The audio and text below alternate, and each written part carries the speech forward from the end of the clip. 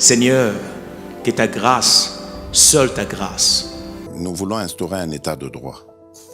Et dans un état de droit, il y a une justice indépendante. Ce n'est pas à l'individu Félix Tshisekedi de commencer à faire justice.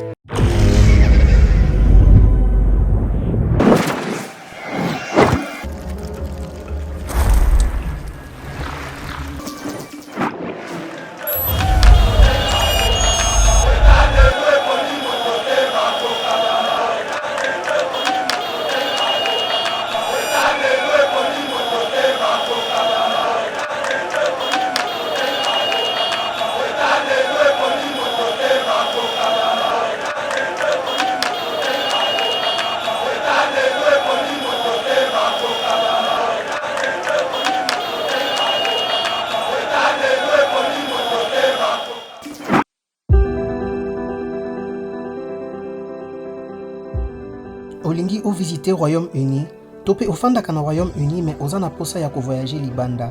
Ezala pona voyage obongisa kala, topé voyage ya mbalakata. The Globe Pharmacy a ko faciliter voyage na yo na mitungisi nyonso ya COVID-19. Azo proposer ba test ya COVID ya ndenge nyonso, test antigénique to test PCR. Nali pe couper sa certificat oyo ikosunga pona voyage na avion, train topé bateau. The Globe Pharmacy azo sunga bandeko oyo bafanda kana Royaume-Uni ozala vacciné to non vacciné.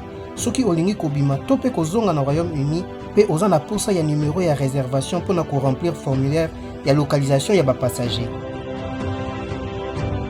Pour na renseignement nyonso, benga biso na +44 20 81 27 44 24.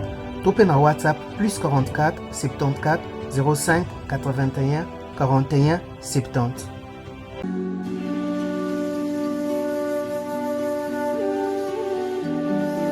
La lutte contre le réchauffement climatique, comment s'y prendre? Le réchauffement climatique contre lequel nous, la société DK Innovative, milite implique tous les impacts de la vie humaine. Nous, DK Innovative, avons mis en place un projet pour rapprocher l'agriculture de la protection de l'environnement et de l'écosystème. L'agroforesterie, pas d'agriculture sans reboisement, se situant au Congo central, s'étendant sur une surface de 900 hectares, par lesquels 530 hectares de forêt et 330 hectares de savane. Le concept est innovant car il agit sur 3 fronts à la fois, afin de permettre un développement rural mais surtout durable. Pour ce faire, la société DK Innovative et la fondation DK Innovatique, à travers ce concept, se sont engagés à planter en moyenne 180 hectares par an sur une période de 5 ans de plantes en combinaison, cacao, bananier, acacia, arachide, maïs et autres. Dans le souci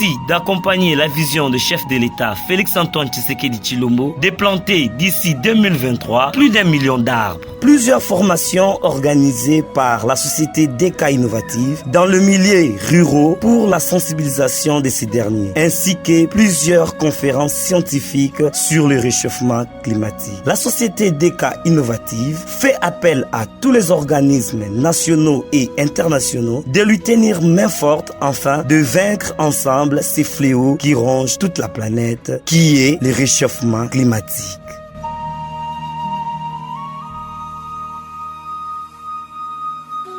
Bonjour mesdames et messieurs, bienvenue dans notre émission Éveil patriotique et c'est Makasi Yakozala Nabino pour l'empêcher nos actualités à l'économie, c'est un politique congolais sur le Bongo, député, il y a ensemble plus de 40 députés au Bazali.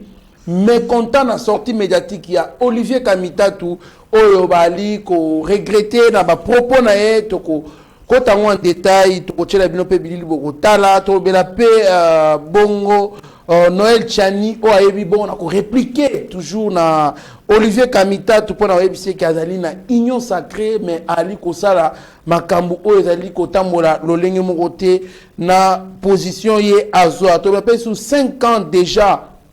Banda Kondo Etienne Tshisekedi wa Mulumba a Tikabiso, to be chef de l'État ou à Lansaki Bongo, travaux à construction, il y a port à eau profonde, il y a nani, eau profonde, il y a banana, Toroko tapé na Mozindo, pourquoi pas tout le belapé na Iturine Bakangi 60 présumés criminels.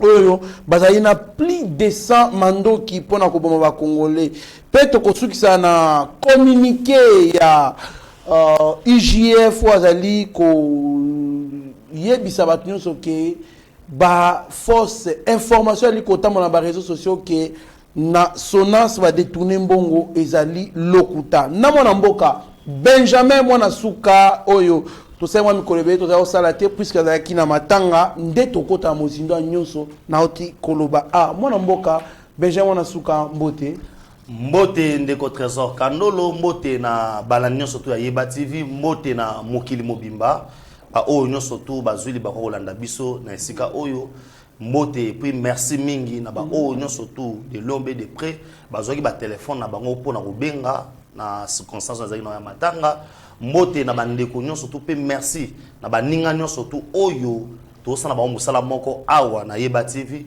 o bazalaki wana ko assister ngai na ba moment o ezaki difficile obi ko perdre mutu za lipanangu baté et puis mutu o bozwaki ta ko passer une partie à vie et ça sera toujours facilité pour na kokabwana et je pense que durant moment wana et j'ai vu vraiment que ça bateau yo pe ba sepela na Benjamin mona suka bazaki na pona ko assister ngai de fond de cœur na kotanga ba komba nous tout mais je dis merci à tout le monde. Merci beaucoup à toute l'équipe de Yeba TV, merci à les chouchous de la diaspora et des Congolais, Pasteur Guili, mon confrère Mitterrand Naya, Tomoni Bongo, Eric Moubiala, Tomoni Chagio Chudimechak, les Zoé de Yeba TV, Tomoni des papes, les Before, il y a Pasteur Guili, Nabosa Inte, Héritier Ngashi, Eric Moubiala, et puis Steve Konde Aliko, assurer bon réalisation, contrôle, il y a caméra, voire même montage, nous surtout na coordination, il y a DG Shadrach Loolo, Mwana Mboka, Benjamin Mwana Suka, avant to sur la likambo député au basaki déclaration lobby, ce to aliko ba même langage na Steve Konde, achela biso vidéo bo to kutana sima. Déclaration politique des députés progressistes membres d'Ensemble pour le changement. Nous, députés nationaux progressistes membres d'Ensemble pour le changement présents à Kinshasa, après avoir passé en revue la situation politique de l'heure, considérant que l'adhésion à l'Union sacrée de la nation s'est faite librement et individuellement, de même que la décision d'accompagner le chef de l'État, déclarons ce qui suit. 1. Renouvelons notre confiance au président de la République ainsi qu'aux différentes institutions du pays et réaffirmons notre appartenance à l'Union sacrée de la nation sous le leadership de son Excellence, M. Félix-Antoine Tshisekedi Tshilombo, président de la République et chef de l'État. 2. Fustigeons l'attitude pour le moins ambiguë, voire contradictoire de quelques responsables d'Ensemble pour le changement, qui est différent d'Ensemble pour la République, parti nouvellement créé, quant à l'appartenance de cette plateforme à l'Union sacrée de la nation, car l'opinion constate que tout en participant au gouvernement de la République, certains de ses leaders s'illustrent par des propos et des attitudes qui ne laissent aucun doute sur leur volonté réelle de torpiller l'action du chef de l'État et de déstabiliser les institutions de la République. 3. Exigeons que tous les membres d'Ensemble pour le changement qui occupent des fonctions dans les institutions clarifient leur position, car l'heure n'est plus à l'hypocrisie et tirent toutes les conséquences de leur refus de partager le bilan de gestion des affaires de l'État tel que distillé dans l'opinion. 4. Demandons à être dorénavant considérés comme une entité à part entière dans les pourparlers en cours et à venir, fort de notre poids politique constitué de plus de 40 députés nationaux sur les 70 que compte Ensemble pour le changement. Fait à Kinshasa le 31 janvier 2022. Merci beaucoup, Mwanamboka. Benjamin Nasuka, Tolandi, vidéo, député Ensemble pour la République, Bazali, plus de 40, Babi, Oyo Baza sur place.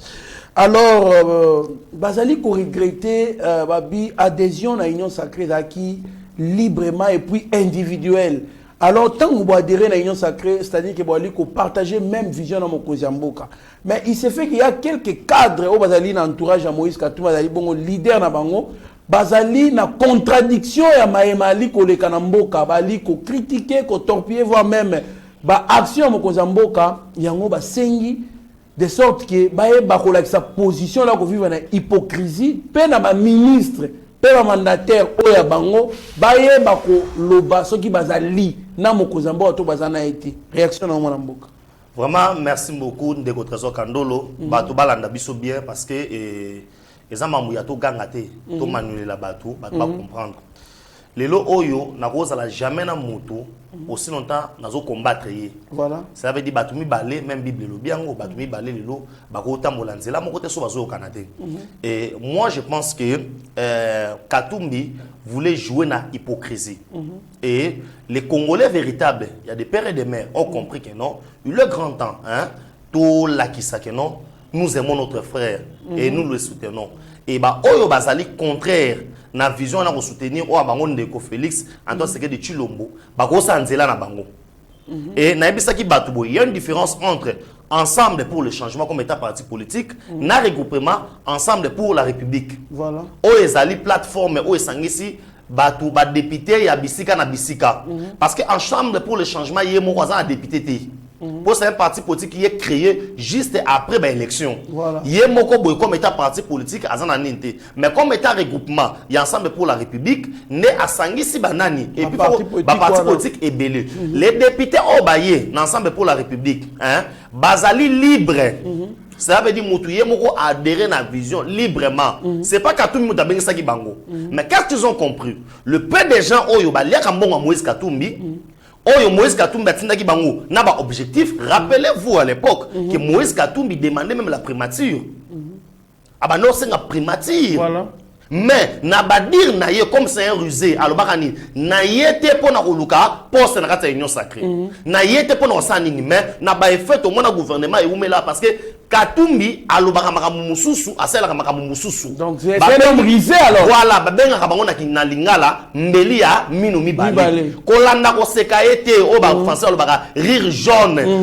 Apparence na ye yozo mono ndeke za mutu malamu mais en réalité c'est un diable. C'est un diable à personne. Pourquoi? Parce que objectif naïe, on a un ministre qui est membre du gouvernement dans son secteur. Bisike faut ala ki sa bilan, ala ki sa force naïe, ala ki sa auto bengi makasi à parti politique na bango, que non, ceux qui le basu présence de la République pour gérer bien Mboka, il n'est pas absolument rien. Mais ce ministre qui est membre du gouvernement en train de critiquer l'action du gouvernement, dont lui-même Azali membre. C'est pourquoi les 70 sur 70-40, non, on ne peut pas continuer comme ça. On ne peut pas tourner la loko on a soit vous allez dire que bon longwa mais ce qu'on a dans les calculs déjà ils sont mystiques. Il y a 40 sur 70 40 bazar d'accord on a été. Ça veut dire il y a 40 députés oyo malgré ba fait na bango. Au moins bloc belozo mona que non bazo freiner misala ba osala bo sokotali bien et ça va ministre ensemble pour le changement. Surtout ça. Les camwa passeport awa. Les camwa passeport awa et ça là qui bien on a matumbanze. Mais bana au moni Christophe Lutundu la azwa ministère wana. Azo kende na koboma muke toza na chéribin okembe awa ozo comprendre ozo sentir que non biloko mo boye babisu mona bazo et le chef de l'état batie atie yango na calcul que non les gens va critiquer chef de l'état Batouba Salabou, ce sont des pièges. Mais il est grand temps. Moi, je pense qu'il est grand temps. Il y a Batouba se définir position nini. Quand Olivier Kamita to lobabi, soki bolingi corruption, détournement, bolingi nani injustice, makambo nyonso tu ya mabe wana. Selon ye oza na Congo bolingi sila boya na ensemble pour la République de côté bazali na bosolo. Alo bango pendant que bazali ko partager dans le cadre du gouvernement batuna bango bazali et voilà ba député on a marqué plus loin ba lobby boye baké biso to yebi ke ndenge tous ensemble nous allons partager les bilans avec les chefs d'État. Mais comment est-ce que ba cadre na bango ba ali ko ba partager bilan na mokozi mboka ti mwana mboka est-ce qu'on a été que zali campagne au sala donc au sala campagne déjà contre Mouto Bozane en coalition à l'avance. Mais le peuple congolais il a pouvoir. Tout ça va se battre de rotation Kandolo. Tout va se battre. Quand vous êtes venu à l'Union sacrée, c'est pour faire quoi? C'est pour venir prêter main forte dans Mokonza Mboka. Tout à fait. Pour le Bakeno, on est ensemble, tout ensemble, ça là, ensemble. C'est pourquoi même sans existence na bango, sans il y a pouvoir au basu par rapport au ministère. Basu au ministère en a pour ani. Ceux qui vont venir au Bakeno, toye na biso na union sacrée tozoma ministère te tofanda na biso boye totala nde mokonzi ya mboka osani azo gérer nous acceptons que non to côté la union sacrée mais ils ont pris ils ont discuté même j'ai dit bien Katumbi est parti plus loin pour s'emparer na auto bengi primature. Mais tu as dit que le gouvernement est où mais la point bima parce que voilà, tout est trop. Abandonné au sein de ministère. Il a eu ce ministère là. Ça veut dire du point de vue bilan que nous avons discuté et nous allons partager. Ah est-ce qu'on a son Olivier Kamita tout. Tant qu'on a son Olivier Kamita nous avons regretté ma casse. N'a pas été restitué wapi. Ah tigabo. N'a restitué wapi. Hier soir Zaki moi c'est bon ba les sous. Pourquoi ma balle taille au moko? Oh tigabo. Abandonné Jean-Pierre Bemba. To yebi circonstance sur Akima Bemba pour nous adhérer par Kabila. Et nous savons aujourd'hui Olivier Kamita doit partager le bilan de Kabila. Oui. Il a été ministre du plan. Tout ce qui est échoué comme état projet, c'est Olivier Kamita. Il a quitté Kabila pour na kokende siko awa na epa Katumbi. Kuna nesko basuki siende. Role zaki ya Salomo apesa bino yo na maka basaki. Tigabo. Oh mais ozomona teke mutu ozokende plus azokende ya okende na auto ben instabilité politique plus azo comme ridicule. Parce que ngana koko lekate toza awa yokana bisao toza na 2000 ba tozo bosa toza na 2022 et que remise et reprise au sama le 24 janvier 2024 et ça 2023 ça veut dire Fatia encore 2022 aza encore na 2023 Mobimba Batisaka 2022 Mobimba 2023 Mobimba. Parce que les bateaux boulons que non, l'icône c'est tout le temps. Il y a encore plusieurs réalisations. Mais avoir déjà Olivier Kamita c'est comme s'il était en train de prédire l'échec. Il y a mon Mboka. Oh makamwana le comité. Mais on mérite trouver bisa bango boye. Toi ça va nous dans base à la calme. Va s'afficher normalement. Ce n'est pas problème les abisoté. Problème les alliés à critères au bagocha par rapport il y a mutu sengeli a posé ton possibilité. Ba garder mal la bango en patience. Ba yeba que non na Katumbi. Katumbi a été gouverneur dans ce pays. Est-ce que Olivier Kamita to ko yebisa biso bato to baso ganga pour na Katumbi. Katumbi a été gouverneur. Oyebi que déjà Katanga wana ezalo kola 8 fois zasuki 30 fois Belgique. Katanga kanga wana. Est-ce que on peut ce bilan musique Katumbi? To tikuna papa nanga eni ya kolobeza te. Aujourd'hui parce que les gens veulent aujourd'hui ba linga biso de Moïse c'est un ange de Dieu ou outil likolo qui n'a jamais géré ce pays. Il a géré Azangunda. Ngunda. Azangunda. Ababa la Congo. Donc tant tozo lukaba tuba comme la biso ba président bon ça respect on a terre. Porte de de père de mère tête to bananu bien. Azangunda. Abwaka ngunda na Congo. Voilà. Donc ton sans l'erreur te ya kotia bato e babwaka ngunda na bokonzi. Toko regretter. Bon moka yoka eloko yo. Olivier Kamitatu était avec Jean-Pierre Bemba qui l'a trahi à la CPI. Quel n'a pas chargé Jean-Pierre Bemba dans la CPI? Voilà. À quel point habitote Yende Moutou à Salaboba Bomba Batuna. Mais c'était le pire de Kabila. Ah oui. Non, on continue. À la CPI. À trahi Mouninga. On va faire un tout mon corps. Il a trahi Kabila avant d'aller transporter les valises de Katumbi. Now, donc maintenant, il est dans l'union sacrée de Fachi. Il symbolise la prostitution politique et le manque de loyauté menaçant notre souveraineté. Ministre sans résultat, Noël Tchani. Réaction dans mon mboka. Non, réaction nangai, je pense Noël Tchani a la raison. Nangana no banini. Aujourd'hui, au moni biso lo biso boy, ba Benjamin mona suka va ser gili, to jana biso lo côté. Ça veut dire na ko lo ban nyos na ko lo ban za 5. Nyos na ko lo ban na za 5. Na gérant wapi? Na gérant na rescata mo côté. Oh, qui chef du quartier na commaté. Mais ça Olivier Kamita tout est. Ça veut dire avant le bamakambu wana, on doit d'abord se référer na passé na yo. Qu'est-ce que tu as fait? Président Assemblée nationale. Ministre à plan. Naebi sobo, est-ce que lelo oyo na bateau alika ba exemplaire na mboka oyo na ba ministère na ba charge ba ni to autant Olivier Kamita. Aujourd'hui quand il part plus loin que de soutenir Moïse Katumbi, nous savons les gens là qui soutiennent Katumbi. C'est moyennant des billets de banque. Et il y aura ce que vous soutenir Katumbi lelo pour la conviction. Na yoka maloba moko boy pas mokonzi. Aloba si je me mets aujourd'hui au somba bateau. soit pour soit yé oui. à pesi mongo kolekanga ça veut dire bato qui n'est pas mon parce que celui qui t'a trahi trahira toujours et ba traître na mokili basuka kama be muninga na ekuta bomwana bala nembetu moko a chargé avant na boloko libela voilà et boka yo ngunda bokutani aujourd'hui Fachi on doit savoir que les gens doivent savoir que bato balinga Fachi par rapport à l'amour par rapport à la vision oyo azobimisa pona mboka il y a des projets autres et baki que non et ko simbate na Congo ba projet ko simbate na Congo mais grâce à Mokonza Mboka ba mettre en place mais ces gens-là ba ça makelele lelo ils étaient aux affaires ils étaient aux affaires na Mboka oyo aujourd'hui les gens déplorent ba contrat chinois ba nini boy na boy oh le Congo a été vendu nani Albert Yuma parle Congo a été vendu et c'est l'époque qui était gouverneur Nanya yebite que Moïse Katumbi a voix décision na Congo oyo. Na munoko. Soki balobi le Congo a été vendu, la grande partie voilà, c'est les Katanga. Voilà. Moïse a vendu. Voilà, qui était gouverneur Moïse Katumbi. Nanya boseli ke na moko oyo. Katumbi a voix décision. Il y a que pour na okota Katanga faut na visa. Batelemi la kati. Mais na yebisa yo abetaka. Le problème était quoi? Si on avait accepté que pour nos côtes à Katanga, il fallait un visa, c'est là où maintenant le plan de balkanisation fallait continuer. Il y a un Monica Katumbi, si c'est des histoires ici, à l'entretemps, tous autres déclaration, c'est pourquoi? Parce que pour lui, Nenga yaki na mokawana, Nenga yaki na kimukolo, Nenga azali de père et de mère. Nenga abwaka kimunda. Sikoyo, souci, tant a commis ko gérer mokawana.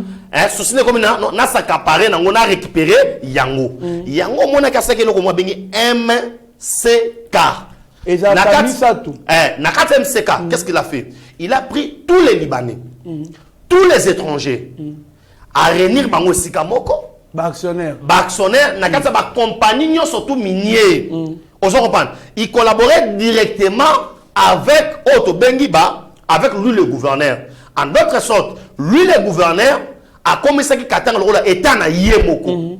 Maintenant pour concrétiser, maintenant pour contrôler Kinshasa, je n'attends où il y a Katumbi, batwala na ngai bien. Il y a des ministres nationaux à qui boire aussi la contrôle na ba compagnie. À côté Katumbi va comme ça à droite, mais ça sera na Kinshasa. Muto ba tanga le oyo. Et vous pensez que un dictateur tout fait. Et bon, il m'a fait la batte yo ibiti. Na vidéo bobo. Dans na vidéo na ena maman na Sabino maman na kolesi na Sabino maman mutumo alobi bora mokonzi moi public afinga mutu na kati ya public mais to fanda na bino awa avec club awa match mutabimisa nani est-ce que vraiment ce mutabonga comme président c'est pour vous dire que non ne cédons pas la distance. Les Congolais basola ne sont partout dans le monde. Na bi ke bozo zo temps ya kolanda biso na message oyo na wesa bino loko moko bato ne sont partout dans le monde. Ne cédons pas la distraction. Toujours comme à la veille à 2023, voilà. Je pense que ba accord na batu. Batu na batu, ba c'est déjà la dernière carte na bango. Cela veut dire ba Congolais ba très vigilant. On va on so comprendre makambo déjà ba Benjamin Mwanasuka banda olobelango. Merci beaucoup Mwana Mboka yangwana mon vieux Sami Mavakala en Allemagne alobi benga bango bangunda. Bango non bangunda babwaka ngunda na Congo. En tout cas Mboka oyo. Ngunda za na potote. Pe batu babaka ngunda. Bazé belé. Belé babaka ngunda. Donc toye babango. Merci beaucoup, Mme Mboka. La direction de l'inspection générale de finances IGF en SIG informe l'opinion qui est la déclaration, ou soit les déclarations qui circulent dans les réseaux sociaux au sujet d'un prétendu détournement de fonds publics à la Société nationale d'assurance, SONAS en sigle, sont fausses et n'émanent d'elle. Communiqué. Mme Mboka, IGF a dit qu'on démentir.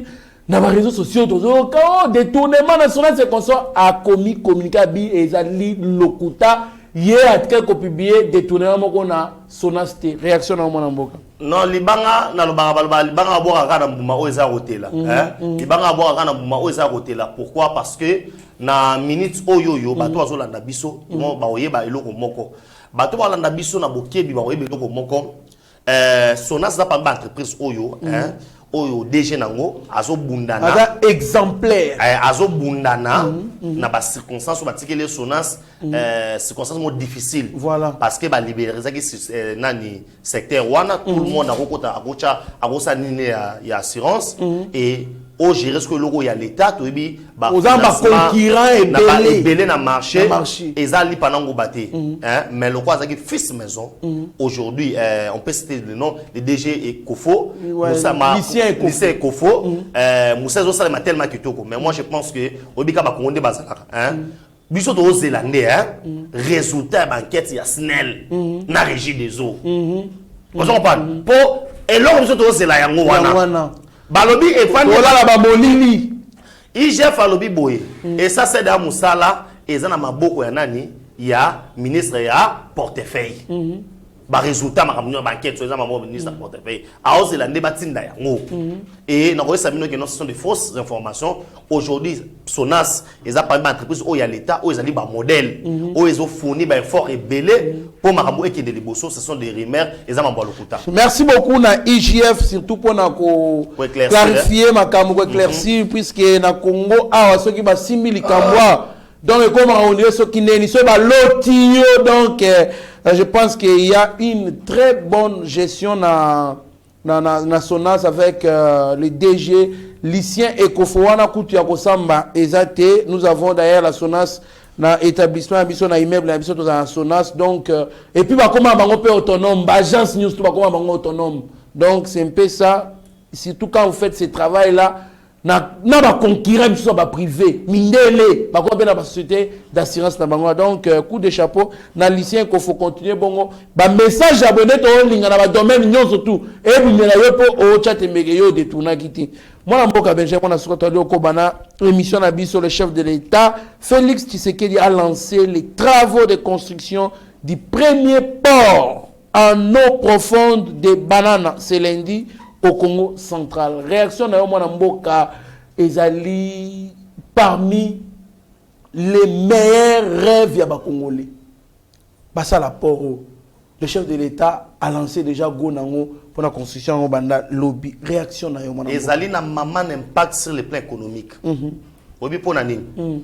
Parce que le Congo perd beaucoup. Le Congo perd beaucoup en termes de millions et des millions et des milliards même de dollars. Pourquoi? Parce que tango masuwa ezoya ya munene moyen et ya na libongo na biso esate. Libongo na biso ya matadi ya mukie. Et okende port na linga na libongo te et kende skoyo na libongo ya Pointe Noire. Tango ki na libongo ya Pointe Noire babandi sko sala transportement babandi ko zo marchandise na auto bengi masuwa munene oyaki bakomo ko tshona masuwa ya mukie elongwe na pakebo et yesko na ba petit navire wana mikie po e yesko na matadi tous ces histoires là ya kolongola ko tshabo ça du coup nani azofuta ngo ezali yo mukolo marchandise tango ezo yeso pa na biso susu awa ezo coûter biso énormément cher et puis de deux tant muta risque de rebeller voilà muta perte ya biloko droit ya port kotoyo afuti suna droit ya port kuna muta préféré ateka biloko na Pointe Noire kona biloko koma moins cher mais aujourd'hui il faut to yebisa na opinion que eloko fati asali mokolo ya lobby etikali historique yake Congo lelo akoma na concurrence na ba état mosusu na Afrique nazo rappeler batuke ekozala deuxième port ya munene makasi pona Afrique mobimba pona Afrique mobimba ça veut dire aujourd'hui parce que na idée ya Kabila nde bakendaka afrenaka makambo ya port au profond basinyaka deya na Sassou pona tosala pont Kinshasa na Brazzaville et sika wapi Congo central ngeke kufa parce que ngeza na sens existence na ngote eza ville moko portuaire oyo port nem te sala ke ville wana sa nini et vivre province wana sa nini eza la mouvement mais aujourd'hui soki ameka kotongani mais fachita ngwaya lobi non nous commençons d'abord par construire chez nous tokoma na Brazzaville na biso concurrence moko loyale. Après na simanango, nesko to kotonga parce que muto ozala na tina to kino kitsa ba marchandise na Pointe Noire. Or, ceux qui te meka au sala erreur, il y a ko lancer pont, il y a Brazzaville. Tu vas te perdre parce que pont n'enga no foot sa péage. Péage n'enga bazana ngam na biso ka monter ngam ngam au Brazzaville. Or, muto ta ke Pointe Noire, azan séjour au foot akuna. Azan hôtel au la kuna, ala la suna matadité, ala la suna beau maté, ala la suna mwanda té. On se comprend. Aujourd'hui, Fatita ma sali bongo yango moni na Congo central ba lobby élection pour na bango 100% Fati béton parce que les alliés historiques et puis bateau banda on va na banda ko ba bichaku chaku banda ko ya valeur ya 3 il y a $500 $400 gouvernement a zoupé sa bango 10 000 à chacun lobby bateau batanda manase balba que non Fati ozaki wapi ba PC ba doté ni c'est pour vous dire que non cause à la historique Dieu volant na bi que Fati ne moto a inauguré en Opé Mukolango pour ça en 2024 en 2024 on a déjà deuxième mandat de Fati tant azo bandango ba to inauguré projet munene wana. Merci beaucoup mwana mboka Benjamin mwana souka pièce contre pièce l'actualité état de siège à Ituri plus de 60 présumés criminels ont été arrêtés et une centaine d'armes saisies en 2021 dans la province selon les commissaires provinciaux de la police. On a des rapports en 2021. Moi, j'ai réaction na yo, surtout que Mokozamboka yebaki na ko décréter état de siège toujours pour na oluka kimia na province à Ituri et province à Nord Kivu. Réaction na yo quand nous apprenons quand même que bali ko kanga ba criminel wana. Merci beaucoup. Réaction nanga ina zaina pour ça ba détracteur au babanda ko bagano état de siège za échec état de siège za boy. Ah ba mo kanga koko Osama Ben Laden na Congo. Ba ba so za échec. Koko pena Osama Ben Laden ba récupérer na est. Koko ya Osama Ben Laden ba récupérer. Dans facha banda ko bagano et le roi za ba mo terroriste tala mandefu. Au tel pena face na Osama Ben Laden boy. Mais tu peux faut ba bomaye hein. Na ebiso publiquement. Na ebiso koko ya Osama Ben Laden na Congo. Parce que les gens qui critiquaient,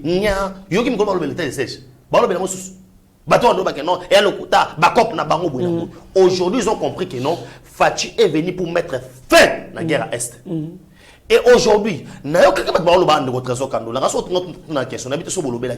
les gens ont parlé ici que Kagame voulait construire 5000 maisons en RDC tout consort. Mais quand le gouvernement de la République a décidé, il a construit 50 000 maisons dans le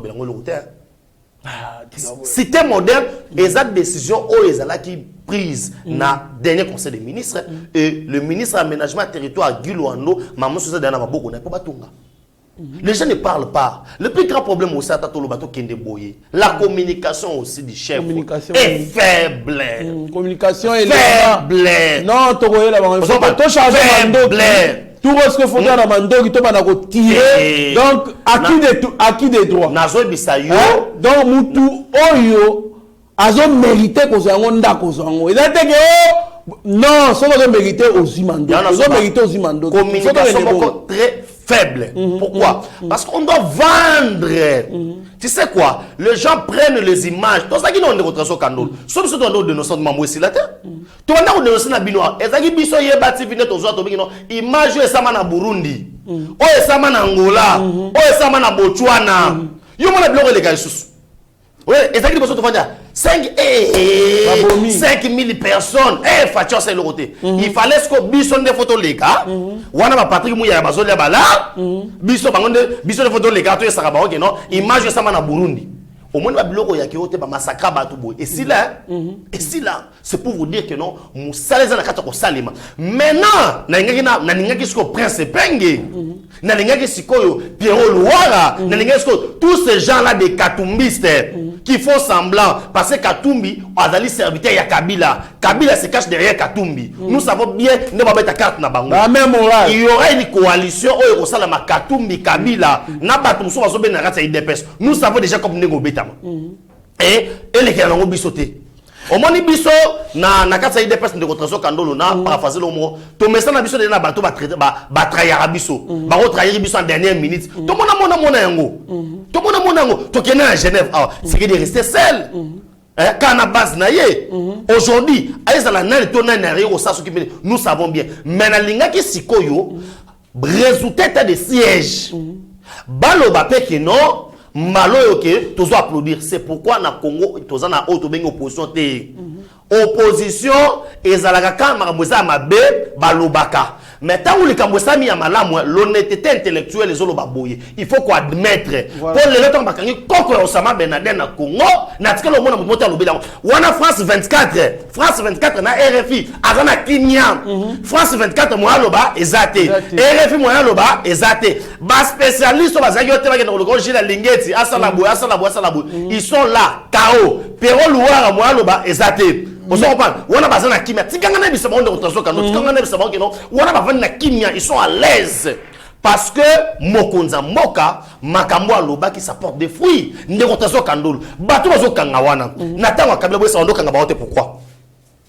Ces gens étaient à l'aise, mais nous avons vu des généraux congolais et que Bazaki n'a complicité. Mais c'est clair. Mais bah français balobiango, dis-moi qui te fréquente, je dirais qui t'y est. Ça se démontre facilement. Aujourd'hui, nous avons eu des généraux, Mamadou Ndala, Akendaka Abouy, Tozana Babouzama Akendaka Abouy, pour avoir dit que non, tu vas pour dire na Rwanda. Aujourd'hui, maintenant, qui est en collaboration avec le Rwandais? C'est le régime actuel ou bien l'ancien régime? Parce qu'aujourd'hui, dans notre régime, Tobimisi misisa ya ba rebelle. Tout à fait. Tobimisi Otobengi ba mettre na rébellion à Fachi. Merci beaucoup mon mboka Benjamin Nasuka tango mutuana za ekoboma ba congolais tango za ba congolais tout le monde qui droit de l'homme te koloba oh bazo komba ba congolais kuna na est na Beni et consort na Walikale ezala quitté. Nous voulons qu'on élimine aussi ces types là au bakangi wana. Faut ba neutraliser. Faut les neutraliser parce que ezali dignité. Quand on tue les Congolais, les pauvres civils, la personne, tout le monde a été dans l'organisation des droits de l'homme. Oh non, oh, atteinte physique à la personnalité humaine, la vie de l'homme est sacrée. Non, quand on tue les Congolais là, ils ont la raté. Maintenant, n'enye va kangiye, moutoua finansaka, quelqu'un qui est donc je peux dire même l'élément principal, il y a guerre kuna. Il faut qu'on l'exécute. Il faut l'exécuter. Total ce que ba droit de l'homme pe ba ya koloba. Ba Congolais ba ku febele na est kuna. Ezali passe mingi. Moi mboka Benjamin Nasuka tokomi ko chiter na émission na biso. En tout cas, quand on parle de la RDC Zalaka Boy, Général Kyungu demande l'indépendance du Katanga à travers une lettre qu'il a écrite mon mboka. Réaction na yo. Non, ça c'est le jeu de Katumbi. Ah, oui, c'est le jeu de Katumbi. Bango la bango. Na ebiso c'est le jeu de Katumbi. Maintenant, c'est le jeu de Katumbi. Nous mettons maintenant toute l'opinion tant nationale qu'internationale à témoin. J'ai donc eu commis lettre, ça fait 2 jours. Déclaration à taille notable de Katangé mon côté. Obiso notable de Katangé tobi botoza d'accord. Nani nan chinois papola ka mbata nani. Kabange numbi. Basali yango. Alors ça une déclaration de. Basali yango te. Ozomona aujourd'hui Baba Kungo lobelo ko moko alobi na Katumbi, alobi na Kabila ke ozana droit olobate. C'est le Katanga. Asali union surtout Katanga longolio na ba bot na makolo et peso soulier. Katanga longolio na kombo zaki na ngo peso kombo. Na kombo. Ozo comprendre. Aujourd'hui les gens doivent savoir que malheur ya Katanga za ba Katanga ba momoko. Parce que au moment où Oyo ce n'est pas Batouya Équateur qui viennent faire ces déclarations, mais ce sont les Katangais eux-mêmes qui font les déclarations pour sauver l'image à un étranger. C'est Katumbi qui est derrière toutes ces histoires ici. C'est lui-même qui a financé Marche pour Makambuya, mais quand Moïmoulunda a prononcer un message, il y a un tribal pour la rosane pour enflammer province. Ah, il y a que tous les Katangais sont des complices parce que personne n'en parle. Mais Baba Nani, je n'ai aucun mot en train de ça. Pour à mon avis que plan pour réussir, il fallait ça Baba Kungo Longo. Tant Baba Kungo Lobino, entre un ami et un frère, le choix est clair. Oh, c'est pas un frère. Entre un ami et un fils. Voilà. Le choix était clair. Il y a un autre mona n'a bundana. Papa, la champagne na liwa ya Baba Kungo. Ya Baba Kungo na Lubumbashi. To mona pe nenge alba. Ba filmer kaka ba verre na makolo. Voilà. Mais bilongi ba filmer te. Voilà. Ba mais la champagne. To zalaki na nzamba saki ke non n'importe quoi. O ba baloba. Na Swahili kanakufwa. Voilà. Kakufi. Kaora zalaki ko kabola ba katange. Cela veut dire est-ce que Tokyo Eba qui pouvait être derrière la mort de Baba Kungu? C'est Tshisekedi. Non, Tshisekedi Koutubaza, même moral, na Baba Kungu. Papa na ye, son père, na lobi boye. Quand Fati vient, na Katanga, après si Batunyo se tumbote, ya loboko, a commis kuna boye Baba Kungu azo yambaye, mon fils, et il se reconnaît comme étant père na ye. A rolongolé na mokili, pourquoi? On s'en parle. Mais aujourd'hui, nous comprenons tous les manœuvres. Il y a un autre qui a Katanga qui est de la misu. Il y a un autre qui a équipe Morobo. Heureusement, le gouvernement ne peut pas récupérer l'équipe Moussous. Pour tous ceux qui ont Katanga. Tout à fait. En tout cas, il y a des gens qui ont la Lubumbashi, ça 80 à 20. Nous proposons à 80%. En tout cas, Touti Katanga, l'équipe la plus populaire kuna est la Lupopo. Donc, on écoute à la bataille, on a jaune bleu. Autre, mais, Bandeko il n'a fait qu'en tout cas, s'il vous plaît, botika tracasserie, botika combinaison, botika obotra batu biloko, Bandeko ya, il n'a fait qu'il y a Baba Kungu à Kumwanza. Je pense que c'est une bonne chose. En fait, ça fait message dans Bakatangé, vous allez manipuler. Les provinces vont manipuler, on va nakala. Depuis série à Moïse, Tchombe, Boenaboy, Babèche va utiliser Yeti, Toyebi, Ndenge, Souka Tchombe Zalagi. Aujourd'hui, maintenant, Balinga Zwabino Lisusu, et pas Moutouma Boakangunda, Aena Congo. Alinga va utiliser Binoti et pour aider les provinces à évoluer. Il était gouverneur et là on a ça bino na Katanga ça bino et là on moroté mais tout le monde va biloko moto bolinga bolanda wana lelo moi na ya za député na za a voyager a na passe pas au Zambie to yebi déjà mais on fait lokuta mabete Jacques Yaboula travail. Non, Jacques Yaboula travaille parce que Azali Congolais des pères et des mères. Il comprend Ozomo Natala, il faut aujourd'hui Jacques Yaboula, aujourd'hui Fifi Masuka, aujourd'hui Oazo intérim na Tanganyika, vous allez comprendre que province wana Mobimba, on dirigeant on a individu ka mon dirigeant c'était Moïse Katumbi. Et qu'est-ce qu'il avait fait comme étant Nzela? Asaka Nzela zo longwa Lubumbashi tika Sombale ça pour permettre et abimisa ka minérer vers Zambie. Et à vers Zambie. Vous allez à Likasi, tu vas ça la journée mon côté. Parce que na batanga de so balubi buena dans une heure na carrière mo ba camion ben bimaka 100. Tout temps combien auto? To ga otanga parce que plus aux otanga ozo mondre. Ozo kanda. Ozo kakanda. Donc on va passer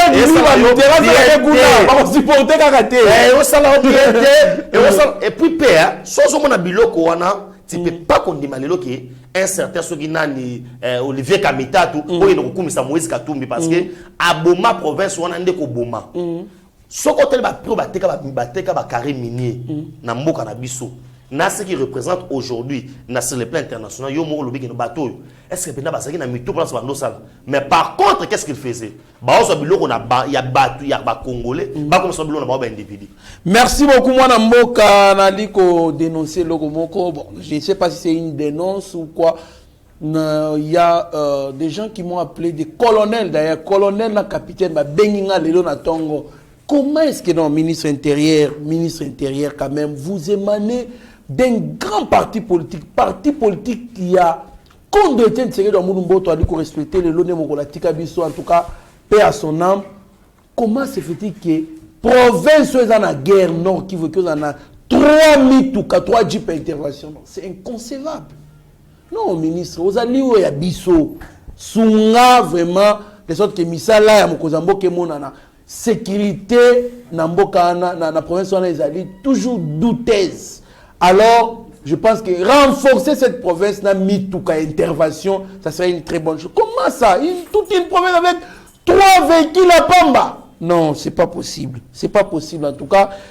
La commission message puisque le colonel a bien commission message. Moi Benjamin Scott comme la sous-émission na biso un mot pendant 5 ans, il y a combien de temps que Amunu Babanda a tika biso le 1er janvier 2017 et le 1er février 2017 et 1er février 2022, 50 jours pour jour, Banda Kondo Etienne Tshisekedi Wamuloma les Sphinx à Tikabiso. Bon, Ezali, d'abord, ceux qui n'ont pas na mukolo, on a émotionné pourquoi on a ébitango Etienne Tshisekedi Wamuloma Koufi, on a appris qu'il y a un bosso na RFI. On a appris on a RFI. On a champagne. Na commune na quartier na biso. Chadar, champagne. Nazo lela, te nazo lela. Na ki batumso. Barasa ba oza pouvoir Lumumba za na raison. Alors ba oza pouvoir te. Oh. Ils ont singa er mo mut na bi oh. Na bi na matanga biso to ba africain. Que soit likambo roza na mut mais so mut akufa za passe na mutema. O ba bazo sepela ba sepelela nini. Biso ba bantu. Voilà. Banilotique te biso ba bantu. Banilotique te na makamwana nyo surtout aujourd'hui. 5 ans après, ils ont la couronnement ya victoire. Il y a Bitumbo papa na bundaki. Ozo comprendre. Oba bandaka yango lisangana batebele. Mais atikala ki yemo ko azaki constant na Bitumba wana tina suka.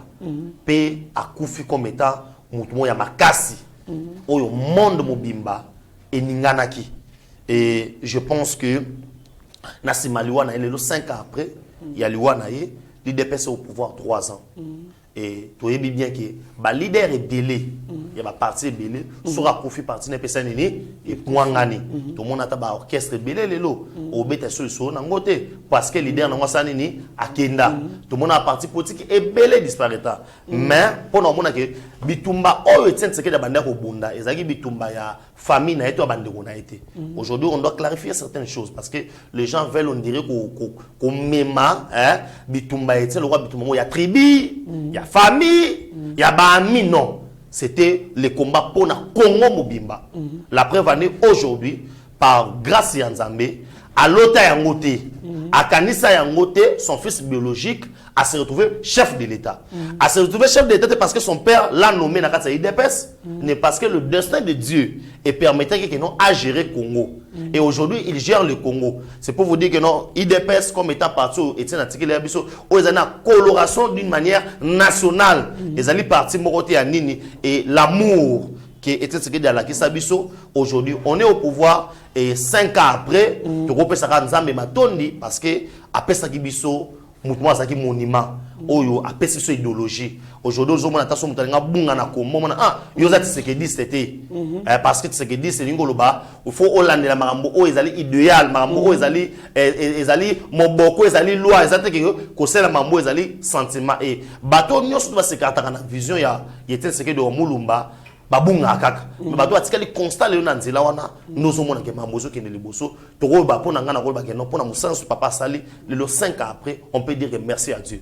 Merci beaucoup mwana mboka beje mwana suka merci en tout cas to ali osenga na ba député bosala musala bino botala surtout makambo ba loi oyo ali ko régir ba commerçants ba grands commerçants petits commerçants et les grands commerçants les petits commerces ko régir ba loi ya commerce ya ba petite et moyenne entreprise ba grandes entreprises bon mais qui peut clarifier les députés revoyez un peu ces lois là en tout cas les lois confusion côté chinois côté katonga na liberté na Pascal na Kingasani non basuka obé na grand marché en tout cas ba place misusu batike la kara ba congolais.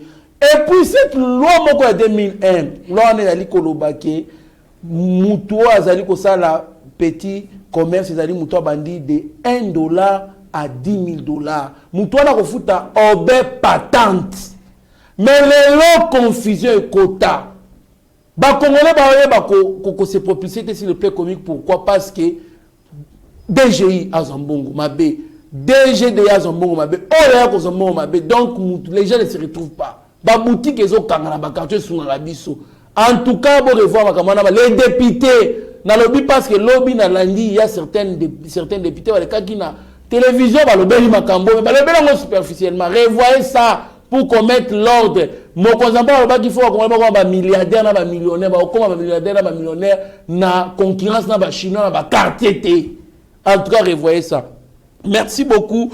Nabatou Balanda Kibiso, merci à Bertoni Landou, Deko Moulema, Jacques Pongo, Zéfi, Lomele, merci à Sami MTC, Gauthier Pinda, Guilhem Pindana, Papa Jean Dédié, na Canada, na Bossanité, mon vieux Sami Mavakala et Maman Petra Mavakala alias Amazon. En tout cas, moi, je suis la caméra Steve Konde, HD, OPSA, Malobano Yasuka. Merci beaucoup de votre trésor Kandolo. Oya biso to kolobaki to boyi bat musuba okotama na biso famille. To boyi. Hein? To boyi ote yo diembe la soki pe osani o ngai soki ngai te. L'IDPS to koza ba problème na biso etali biso. Et puis ba colisation d'éducation au finga batute. Et moi je pense que yo roya na pona opesa ba leçon te yo muto le kaya na mission mo lobby. Hein? O ba na ko destituer na ko sala bo etali yote. Tika biso to kina mona biso ndeto okende nango to bengi bat baya kosala nini te pona bato oyo baza batutisa maki na maloba baninga mususu par rapport tout sengi bolimbisi et to lobi que non nous sommes une famille aujourd'hui na kata famille moi na zalaka na lolenge na ya caractère mais et le rozo sangisa biso c'est la famille IDPS et IDPS zami balemi sa tuté ezaka moko ngai naza na respect na bato nyonso to baleka na IDPS na bato tout babunda pona bitumba oyo c'est grâce na bango nde toza na pouvoir et mabe ya mutu x to y mutu azanga mabe azalité mais koluka yo mutu moko boy o s'approprier nango pour ça la campagne te ba congolais se ba yebi yo ba ko photo te na 2023 wana yeba o mano sous député te yeba kango za bongo merci na ba haute balanda ki biso de retraso Kandolo na pesi merci na ba onsto ba assistant ki ngai na ba moment onsto ezaki a douleur na ko tanga ba kombo ba surtout te mais encore une fois merci na rappeler ba que non musala ezongi à partir de la semaine aux gens besoin de visiter le terrain makambo surtout numéro à téléphone yangwana plus 243 9 70 40 89 57 plus 243 9 70 40 89 57 aujourd'hui qui t'ont bien Benjamin Nasukate au bien numéro yangwana merci beaucoup moi mboka Benjamin Nasuka merci na bien surtout pour l'année biso plus de 127 000 abonnés en tout cas et c'est ngomakasi restez branchés sur notre chaîne. Vous ne serez en aucun cas déçus. Mieux vaut être maître de son silence que plutôt esclave de ses propres mots. Merci. Seigneur, que ta grâce, seule ta grâce. Nous voulons instaurer un état de droit. Et dans un état de droit, il y a une justice indépendante. Ce n'est pas à l'individu Félix Tshisekedi de commencer à faire justice.